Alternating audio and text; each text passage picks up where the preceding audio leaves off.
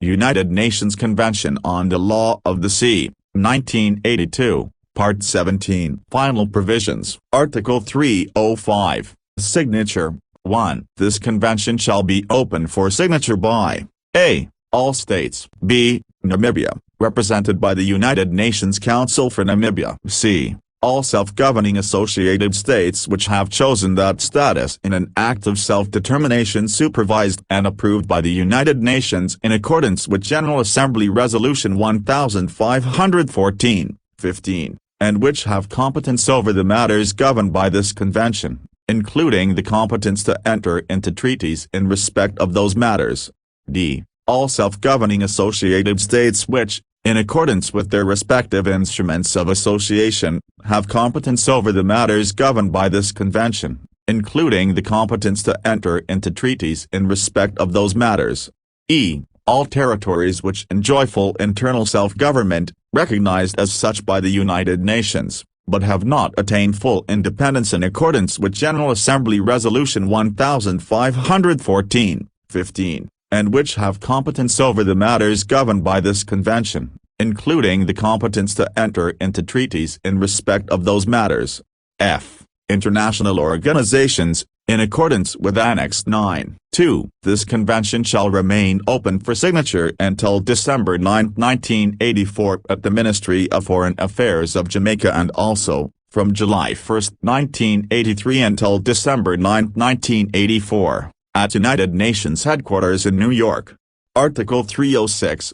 Ratification and formal confirmation. This convention is subject to ratification by states and the other entities referred to in Article 305, paragraph 50b, c, d, and e, and to formal confirmation, in accordance with Annex 9, by the entities referred to in Article 305, paragraph 50f. The instruments of ratification and of formal confirmation shall be deposited with the Secretary-General of the United Nations. Article 307. Accession. This convention shall remain open for accession by states and the other entities referred to in Article 305. Accession by the entities referred to in Article 305, paragraph 50f. shall be in accordance with Annex 9. The instruments of accession shall be deposited with the Secretary-General of the United Nations. Article 308.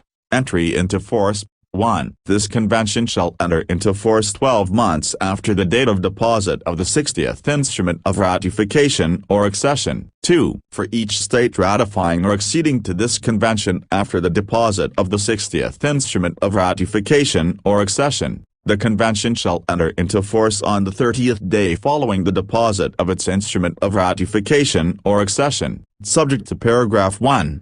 3. The Assembly of the Authorities shall meet on the date of entry into force of this convention and shall elect the Council of the Authority. The first council shall be constituted in a manner consistent with the purpose of Article 161 if the provisions of that article cannot be strictly applied.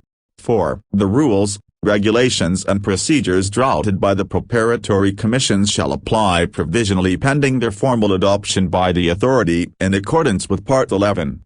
5. The authority and its organs shall act in accordance with Resolution 2 of the Third United Nations Conference on the Law of the Sea relating to preparatory investment and with decisions of the Preparatory Commission taken pursuant to that resolution. Article 309. Reservations and exceptions. No reservations or exceptions may be made to this convention unless expressly permitted by other articles of this convention. Article 310. Declarations and statements. Article 309 does not preclude a state, when signing, ratifying or acceding to this convention, from making declarations or statements, however phrased or named, with a view, inter alia, to the harmonization of its laws and regulations with the provisions of this convention, provided that such declarations or statements do not purport to exclude or to modify the legal effect of the provisions of this convention in their application to that state.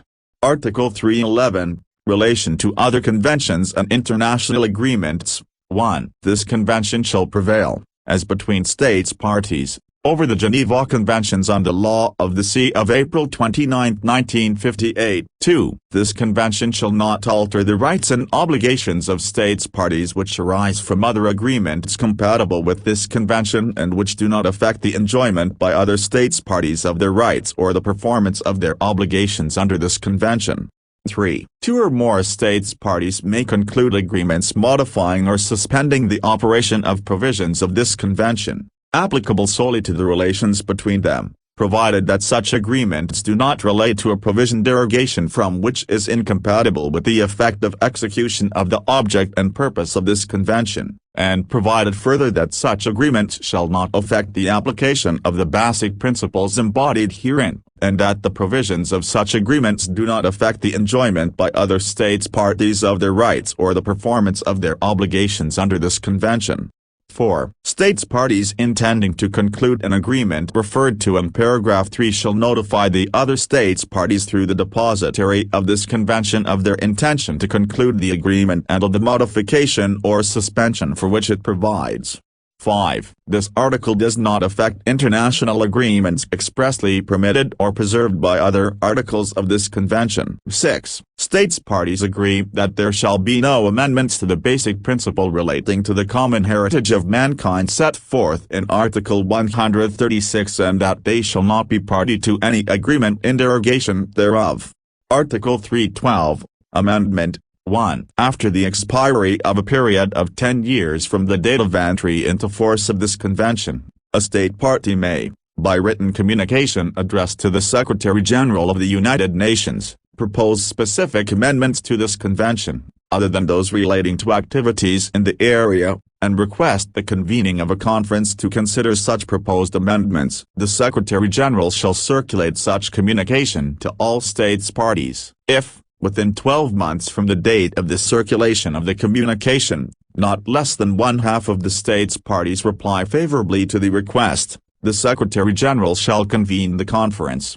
2. The decision-making procedure applicable at the Amendment Conference shall be the same as that applicable at the Third United Nations Conference on the Law of the Sea unless otherwise decided by the conference. The conference should make every effort to reach agreement on any amendments by way of consensus and there should be no voting on them until all efforts at consensus have been exhausted. Article 313, Amendment by Simplified Procedure. 1. A state party may, by written communication addressed to the Secretary-General of the United Nations, propose an amendment to this convention, other than an amendment relating to activities in the area, to be adopted by the simplified procedure set forth in this article without convening a conference. The Secretary-General shall circulate the communication to all states parties. 2. If, within a period of 12 months from the date of the circulation of the communication, a state party objects to the proposed amendment or to the proposal for its adoption by the simplified procedure, the amendment shall be considered rejected. The Secretary-General shall immediately notify all states parties accordingly. 3. If, 12 months from the date of the circulation of the communication, no state party has objected to the proposed amendment or to the proposal for its adoption by the simplified procedure, the proposed amendment shall be considered adopted. The Secretary-General shall notify all states parties that the proposed amendment has been adopted. Article 314,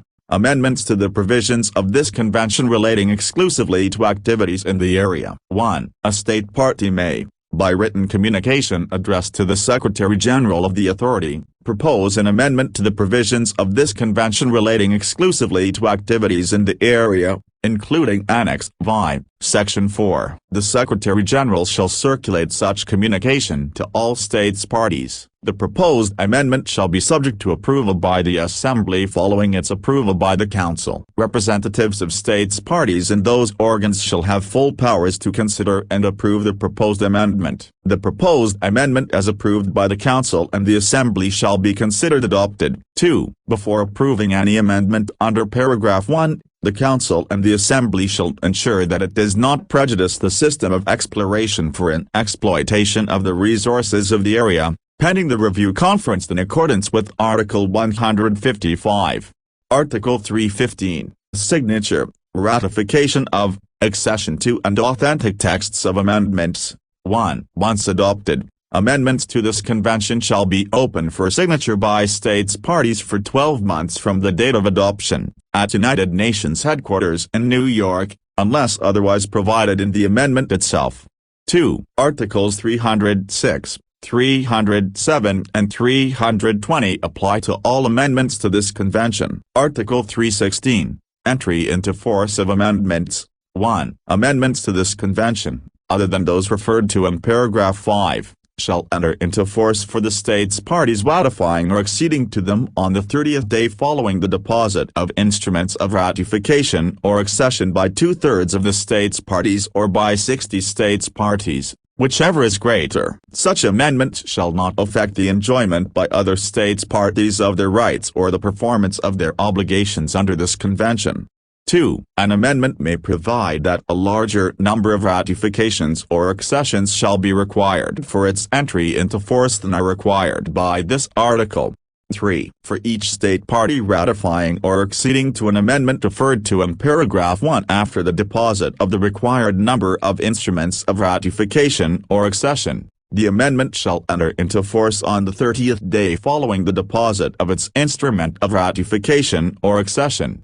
4. A state which becomes a party to this convention after the entry into force of an amendment in accordance with paragraph 1 shall, failing an expression of a different intention by that state, a. Be considered as a party to this convention as so amended and b. Be considered as a party to the unamended convention in relation to any state party not bound by the amendment. 5. Any amendment relating exclusively to activities in the area and any amendment to Annex V shall enter into force for all states parties 1 year following the deposit of instruments of ratification or accession by 3/4 of the states parties.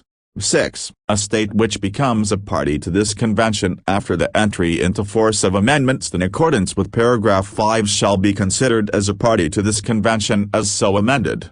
Article 317, Denunciation. 1. A state party may, by written notification addressed to the Secretary-General of the United Nations, denounce this convention and may indicate its reasons. Failure to indicate reasons shall not affect the validity of the denunciation. The denunciation shall take effect 1 year after the date of receipt of the notification, unless the notification specifies a later date. 2. A state shall not be discharged by reason of the denunciation from the financial and contractual obligations which accrued while it was a party to this convention, nor shall the denunciation affect any right, obligation or legal situation of that state created through the execution of this convention prior to its termination for that state. 3. The denunciation shall not in any way affect the duty of any state party to fulfill any obligation embodied in this convention to which it would be subject under international law independently of this convention. Article 318, Status of Annexes. The Annexes form an integral part of this convention and, unless expressly provided otherwise, a reference to this convention or to one of its parts includes a reference to the annexes relating thereto. Article 319, Depository. 1. The Secretary-General of the United Nations shall be the depository of this convention and amendments thereto. 2. In addition to his functions as depository, the Secretary-General shall a. Report to all states parties, the authority and competent international organizations on issues of a general nature that have arisen with respect to this convention. b. Notify the authority of ratifications and formal confirmations of annexations to his convention and amendments thereto, as well as of denunciations of this convention.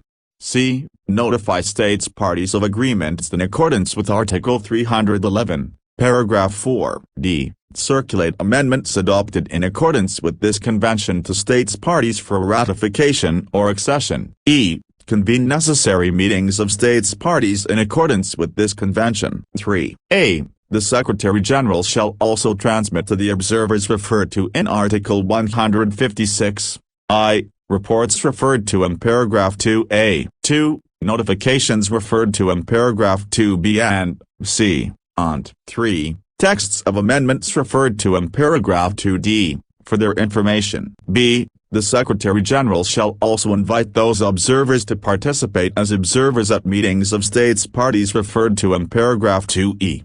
Article 320, Authentic texts. The original of this convention, of which the Arabic, Chinese, English, French, Russian and Spanish texts are equally authentic, shall, subject to Article 305, Paragraph 2, be deposited with the Secretary-General of the United Nations. In witness whereof, the undersigned plenipotentiaries, being duly authorized thereto, have signed this convention, done at Montego Bay, this 10th day of December, 1982.